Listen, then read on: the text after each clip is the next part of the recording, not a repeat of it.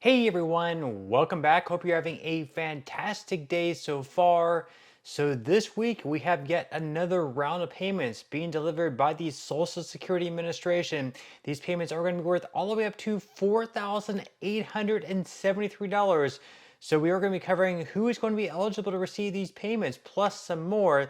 But before we go ahead and dive into it for today, if you would like to receive up to $200 in free stock or $200 in free cash, in a pinned comment below, I will be leaving a link to Robinhood. All you have to do is once you click on that link is just sign up for a free account and then simply link your bank account. You do not even have to make an opening deposit. At that point in time, Robinhood will be sending you one free stock worth all the way up to $200. And if you'd rather just have the cash, all you have to do is once you receive the free stock is just sell it for what it's worth and then transfer the cash value right back to your bank account. Okay, so diving right into it for today, before we get into those Social Security payments that are going to be delivered later on this week, first off, of course, we do have the presidential election coming up in less than 4 weeks. Early voting is going to be starting very soon in several states. So it's going to be very interesting to see who comes out ahead. And we have different policies. Some are popular among Donald Trump, some are more popular among Kamala Harris. But one policy that's been very, very popular with Donald Trump and among his supporters, and even those, of course, even in the middle and perhaps even on the left, is his policy on Social Security. So we're going to be covering this article here from Newsweek, where they state that Donald Trump's Social Security plan is a huge win with voters.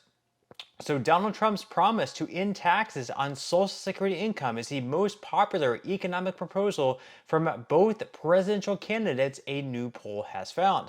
A new ABC News poll conducted between October 4th to October 8th among 2,631 adults has found that Trump's promise to end taxes levied on Social Security benefits is the most popular economic proposal of the 2024 presidential campaign, with 55% of those responding strongly supporting the idea and 85% supporting the proposal overall. So that's a lot of support among that proposal. 85% of people are throwing their support behind Trump's idea to eliminate taxation on Social Security at the federal level. This was something that wasn't even done until the 1980s, whenever they had that big reform with Social Security, because back then, just like now, they were nearing in where it was going to become insolvent, where they would have to have these big cuts across the board. And one of the things that they did is they began at taxing Social Security benefits. They had these different income brackets,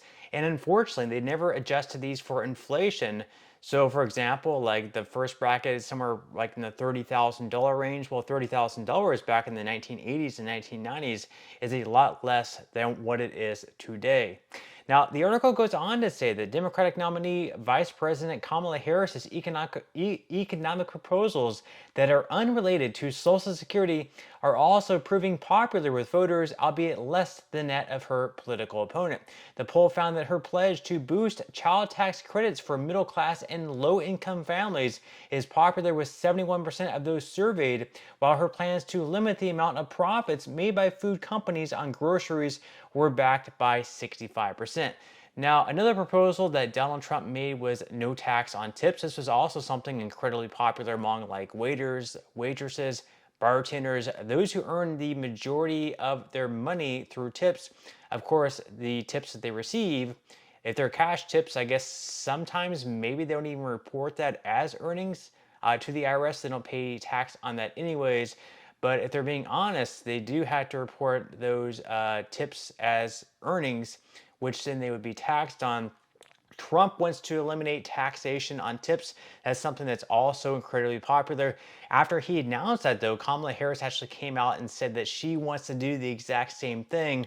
So Trump, of course, was saying that Kamala Harris was copying her in that regard. Another idea that Kamala Harris had was a small business credit. So if you start like a small business, in your first year, I believe you would get anywhere between like a $25,000 to $50,000 deduction. That's to, sort of encourage people to start their own small business. That's something that's also been popular as well. And then Donald Trump also wants to make it so if you go out and buy a car, whatever your interest payment is on your car payment would also be something that you can deduct on your taxes. That's something I believe they used to have as well back in like the 90s, and at some point down the line they actually removed that, but that's another idea that is being thrown around as well. Now the article goes on to say here that Trump pledged to end all taxes levied on retirement benefits issued by the Social Security Administration in July, writing on his social media platform Truth Social, quote, "Seniors should not pay taxes on Social Security."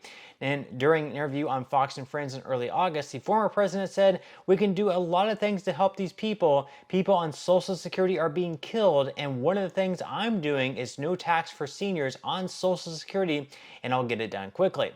Some 40% of benefit recipients currently pay federal income taxes on retirement, spousal, and disability benefits, not including supplemental security income, according to the SSA.